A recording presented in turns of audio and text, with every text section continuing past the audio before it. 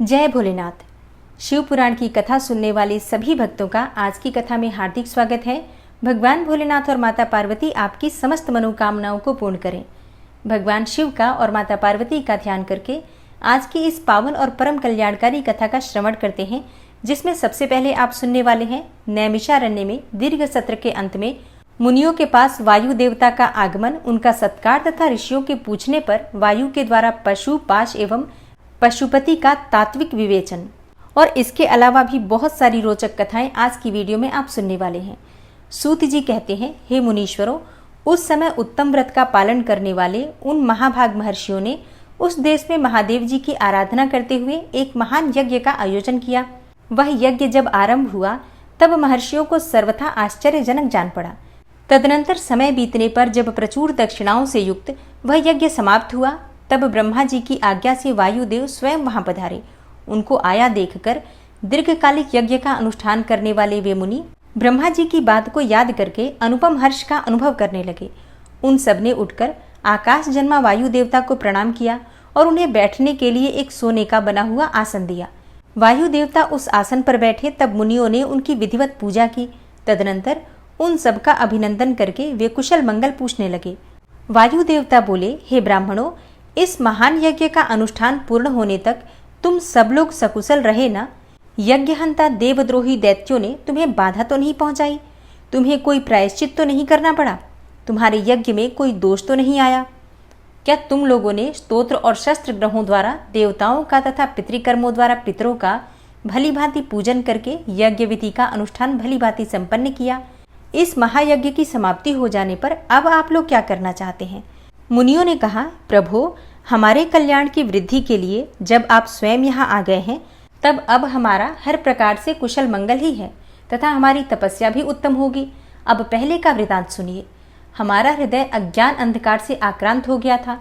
तब हमने विज्ञान की प्राप्ति के लिए पूर्व काल में प्रजापति की उपासना की। शरणागत वत्सल प्रजापति ने हम शरणागतों पर कृपा करके इस प्रकार कहा, ब्राह्मणों, रुद्रदेव सबसे श्रेष्ठ हैं। वे ही परम कारण हैं। उन्हें तर्क से नहीं जाना जा सकता। भक्तिमान पुरुष ही उनके स्वरूप को ठीक ठीक देखता और समझता है। भक्ति भी उनकी कृपा से ही मिलती है और उस कृपा से ही परमानंद की प्राप्ति होती है। अतः उनके कृपा प्रसाद को प्राप्त करने के लिए तुम लोग नैमिषारण्य में यज्ञ का आयोजन करो। दीर्घ काल तक चलने वाले उस यज्ञ के द्वारा परम कारण रुद्रदेव की आराधना करो। यज्ञ के अंत में उन रुद्रदेव के कृपा प्रसाद से वायु देवता वहां पधारेंगे। उनके मुख से वहां तुम्हें ज्ञान लाभ होगा और उससे कल्याण की प्राप्ति होगी। हे महाभाग, ऐसा आदेश देकर परमेष्ठी ने हम सबको यहाँ भेजा। हम इस देश में आपके आगमन की प्रतीक्षा करते हुए 1 सहस्त्र दिव्य वर्षों तक दीर्घकालिक यज्ञ के अनुष्ठान में लगे रहे हैं। अतः इस समय आपके आगमन के सिवा हमारे लिए दूसरी कोई प्रार्थनीय वस्तु नहीं है। दीर्घकाल से यज्ञ अनुष्ठान में लगे हुए उन महर्षियों का यह पुरातन वृतांत सुनकर वायु देवता मन ही मन प्रसन्न होकर मुनियों से घिरे हुए वहां बैठे रहे। फिर उन सब के पूछने पर उनके भक्ति भाव की वृद्धि के लिए उन्होंने भगवान शंकर के सृष्टि आदि ऐश्वर्य को संक्षेप में बताया। नैमिषारण्य के ऋषियों ने पूछा, देव, आपने ईश्वर विषयक ज्ञान कैसे प्राप्त किया तथा आप अव्यक्त जन्मा ब्रह्मा जी के शिष्य किस प्रकार हुए? वायु देवता बोले, महर्षियों, 19वें कल्प का नाम श्वेत लोहित कल्प समझना चाहिए। उसी कल्प में चतुर्मुख ब्रह्मा ने सृष्टि की कामना से तपस्या की।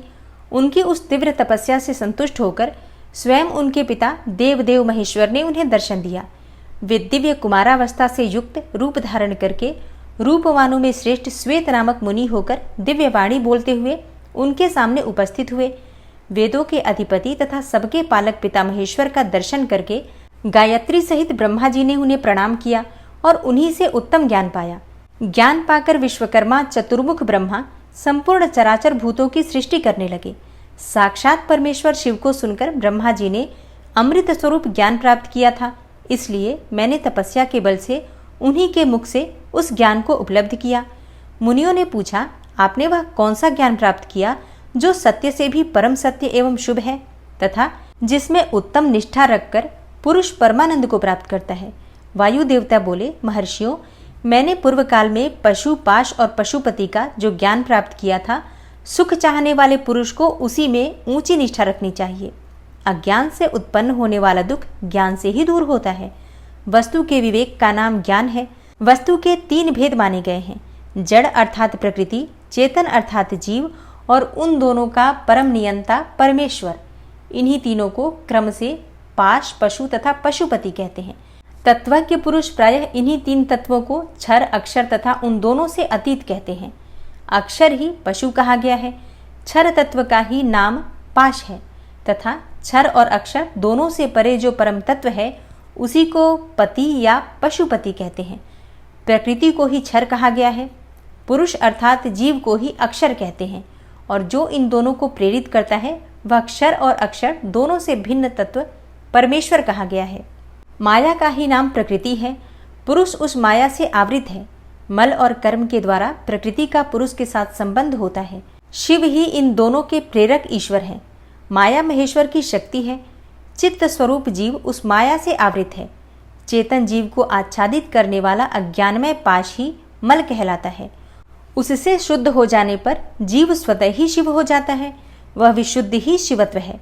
मुनियों ने पूछा, सर्वव्यापी चेतन को माया किस हेतु से आवृत करती है? किस लिए पुरुष को आवरण प्राप्त होता है और किस उपाय से उसका निवारण होता है? वायु देवता बोले, व्यापक तत्व को भी आंशिक आवरण प्राप्त होता है, क्योंकि कला आदि भी व्यापक है। भोग के लिए किया गया कर्म ही उस आवरण में कारण है। मल का नाश होने से वह आवरण दूर हो जाता है। कला, विद्या, राग, काल और नियति, इन्हीं को कला आदि कहते हैं। कर्म फल का जो उपभोग करता है उसी का नाम पुरुष अर्थात जीव है। कर्म 2 प्रकार के हैं, पुण्य कर्म और पाप कर्म। पुण्य कर्म का फल होता है सुख और पाप कर्म का फल दुख होता है। कर्म अनादि है और फल का उपभोग कर लेने पर उसका अंत हो जाता है। यद्यपि जड़ कर्म का चेतन आत्मा से कुछ संबंध नहीं है, तथापि अज्ञानवश जीव ने उसे अपने आप में मान रखा है। भोग कर्म का विनाश करने वाला है और प्रकृति को भोग्य कहते हैं और भोग का साधन है शरीर। बाह्य इंद्रियां और अंतःकरण उसके द्वार हैं। अतिशय भक्ति भाव से उपलब्ध हुए महेश्वर के कृपा प्रसाद से मल का नाश होता है और मल का नाश हो जाने पर पुरुष निर्मल शिव के समान हो जाता है। विद्या पुरुष की ज्ञान शक्ति को और कला उसकी क्रिया शक्ति को अभिव्यक्ति करने वाली है। राग भोग्य वस्तुओं के लिए क्रिया में प्रवृत्त करने वाला है। काल उसमें अवच्छेदक होता है और नियति उसे नियंत्रण में रखने वाली है। अव्यक्त रूप जो कारण है वह त्रिगुणमय है। उसी से जड़ जगत की उत्पत्ति होती है और उसी में उसका लय हो जाता है। तत्वचिंतक पुरुष उस अव्यक्त को ही प्रधान और प्रकृति कहते हैं। सत्व, रज और तम ये तीनों गुण प्रकृति से प्रकट होते हैं। तिल में तेल की भांति वे प्रकृति में सूक्ष्म रूप से विद्यमान रहते हैं। सुख और उसके हेतु को संक्षेप से सात्विक कहा गया है। दुख और उसके हेतु राजस कार्य हैं तथा जड़ता और मोह ये तमोगुण के कार्य हैं। सात्विकी वृत्ति ऊर्ध्व को ले जाने वाली है, तामसी वृत्ति अधोगति में डालने वाली है तथा राजसी वृत्ति मध्यम स्थितियों में रखने वाली है। 5 तन्मात्राएं, 5 भूत, 5 ज्ञानेन्द्रियां, 5 कर्मेंद्रियां तथा प्रधान अर्थात चित्त, महत्तत्व अर्थात बुद्धि, अहंकार और मन ये 4 अंतःकरण सब मिलकर 24 तत्व होते हैं। इस प्रकार संक्षेप से ही विकार सहित अव्यक्त अर्थात प्रकृति का वर्णन किया गया। कारणावस्था में रहने पर ही इसे अव्यक्त कहते हैं और शरीर आदि के रूप में जब वह कार्यावस्था को प्राप्त होता है तब उसकी व्यक्त संज्ञा होती है। ठीक उसी तरह जैसे कारणावस्था में स्थित होने पर जिसे हम मिट्टी कहते हैं वही कार्यावस्था में घट आदि नाम धारण कर लेती है। जैसे घट आदि कार्य मृत्तिका आदि कारण से अधिक भिन्न नहीं है, उसी प्रकार शरीर आदि व्यक्त पदार्थ अव्यक्त से अधिक भिन्न नहीं है। इसलिए एकमात्र अव्यक्त ही कारण, करण, उनका आधारभूत शरीर तथा भोग्य वस्तु है, दूसरा कोई नहीं। मुनियों ने पूछा, प्रभु बुद्धि, इंद्रिय और शरीर से व्यतिरिक्त किसी आत्मा नामक वस्तु की वास्तविक स्थिति कहाँ है? वायु देवता बोले, महर्षियों, सर्वव्यापी चेतन का बुद्धि, इंद्रिय और शरीर से पार्थक्य अवश्य है। आत्मा नामक कोई पदार्थ निश्चय ही विद्यमान है, परंतु उसकी सत्ता में किसी हेतु की उपलब्धि बहुत ही कठिन है। सत्पुरुष बुद्धि, इंद्रिय और शरीर को आत्मा नहीं मानते, क्योंकि स्मृति अर्थात बुद्धि का ज्ञान अनियत है तथा उसे संपूर्ण शरीर का एक साथ अनुभव नहीं होता। इसलिए वेदों और वेदांतों में आत्मा को पूर्वानुभूत विषयों का स्मरण करता संपूर्ण ज्ञेय पदार्थों में व्यापक तथा अंतर्यामी कहा जाता है। यह न स्त्री है, न पुरुष है और न नपुंसक ही है, न ऊपर है, न अगल बगल में है, न नीचे है और न किसी स्थान विशेष में। यह संपूर्ण चल शरीरों में अविचल, निराकार एवं अविनाशी रूप से स्थित है। ज्ञानी पुरुष निरंतर विचार करने से उस आत्म तत्व का साक्षात्कार कर पाते हैं। पुरुष का जो वह शरीर कहा गया है, इससे बढ़कर अशुद्ध, पराधीन, दुखमय और अस्थिर दूसरी कोई वस्तु नहीं है। शरीर ही सब विपत्तियों का मूल कारण है। उससे युक्त हुआ पुरुष अपने कर्म के अनुसार सुखी, दुखी और मूढ़ होता है। जैसे पानी से सींचा हुआ खेत अंकुर उत्पन्न करता है, उसी प्रकार अज्ञान से आप्लावित हुआ कर्म नूतन शरीर को जन्म देता है। ये शरीर अत्यंत दुखों के आलय माने जाते हैं। इनकी मृत्यु अनिवार्य है। भूतकाल में कितने ही शरीर नष्ट हो गए और भविष्य काल में सहस्त्रों शरीर आने वाले हैं। वे सब आकर जब जीर्ण शीर्ण हो जाते हैं, तब पुरुष उन्हें छोड़ देता है। कोई भी जीवात्मा किसी भी शरीर में अनंत काल तक रहने का अवसर नहीं पाता। यहाँ स्त्रियों, पुत्रों और बंधु बांधवों से जो मिलन होता है, वह पथिक को मार्ग में मिले हुए दूसरे पथिकों के समागम के ही समान है।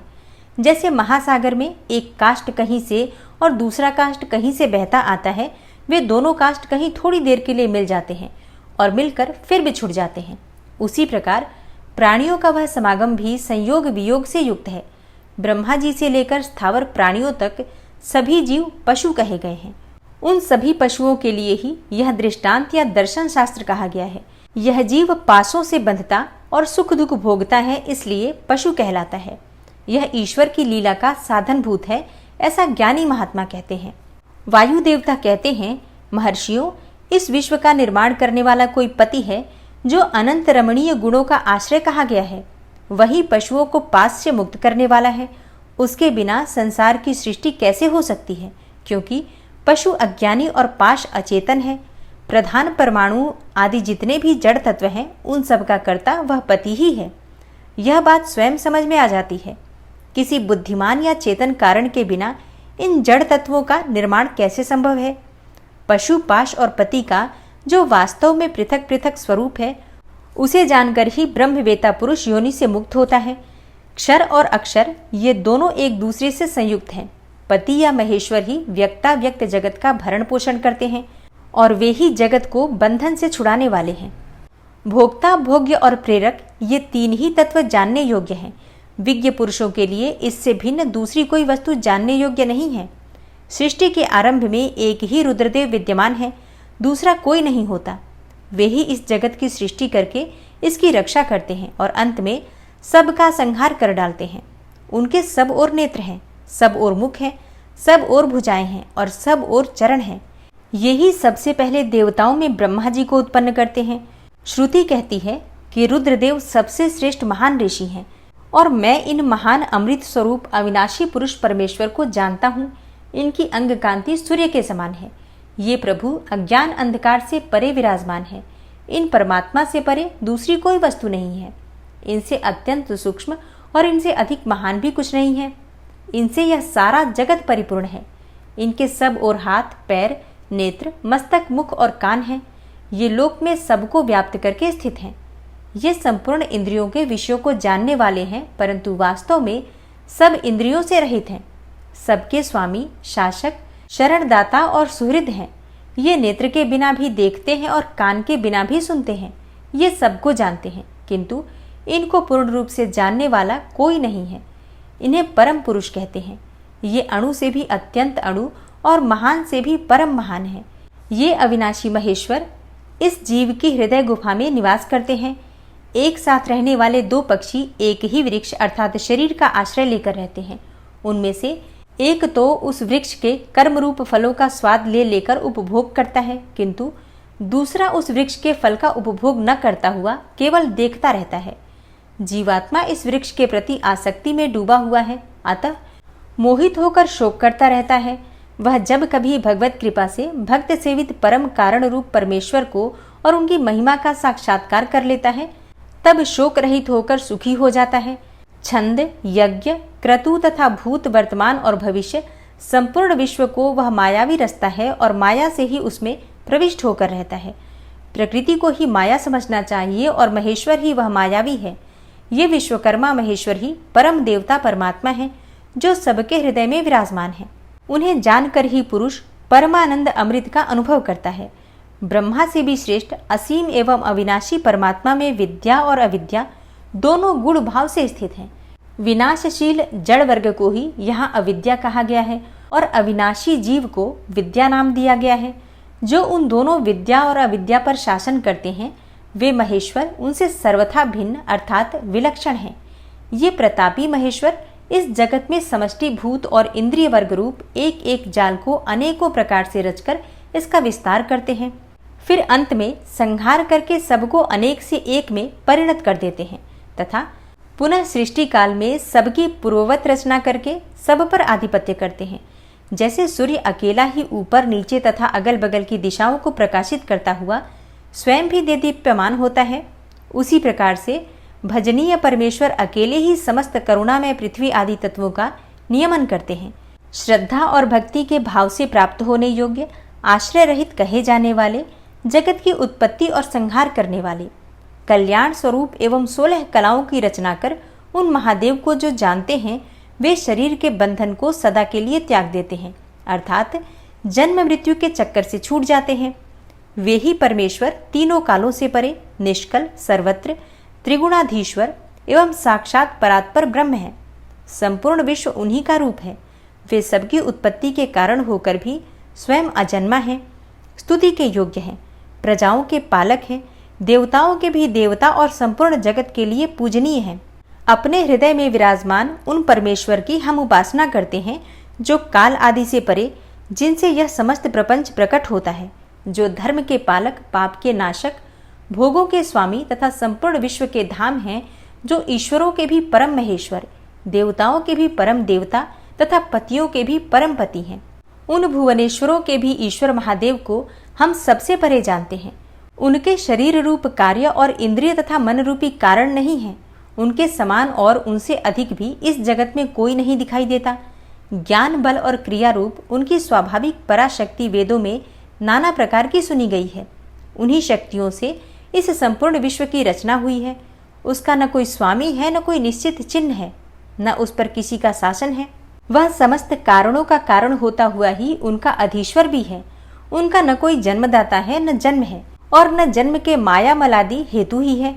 वह एक ही संपूर्ण विश्व में समस्त भूतों में गुह्य रूप से व्याप्त है। वही सब भूतों का अंतरात्मा और धर्माध्यक्ष कहलाता है। वह सब भूतों के अंदर बसा हुआ सबका दृष्टा, साक्षी, चेतन और निर्गुण है। वह एक है, वशी है, अनेकों विवशात्मा निष्क्रिय पुरुषों को वश में रखने वाला है। वह नित्यों का नित्य, चेतनों का चेतन है। वह एक है, कामना रहित है और बहुतों की कामना पूर्ण करने वाला ईश्वर है।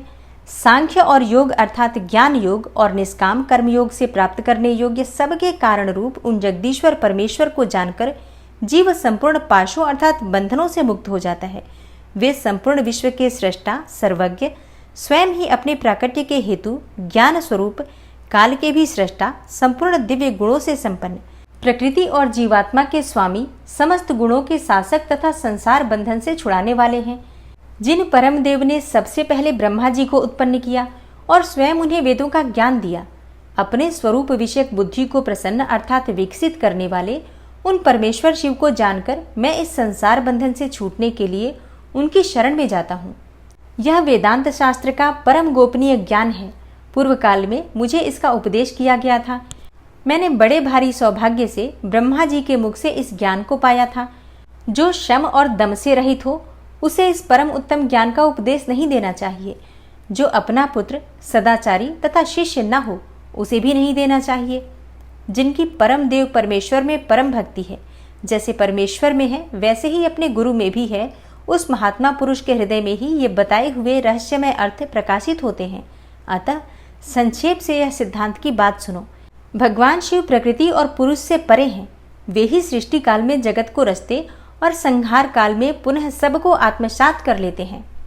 ओम नमः शिवाय। श्री शिवाय नमस्तुभ्यम। आज की कथा का यहीं पर समापन करती हूँ।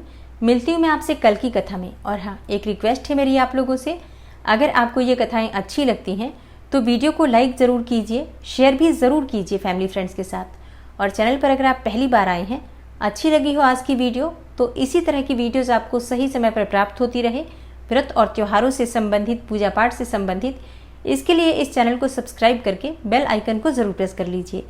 मिलती हूँ मैं आपसे अगली वीडियो में, तब तक के लिए नमस्कार।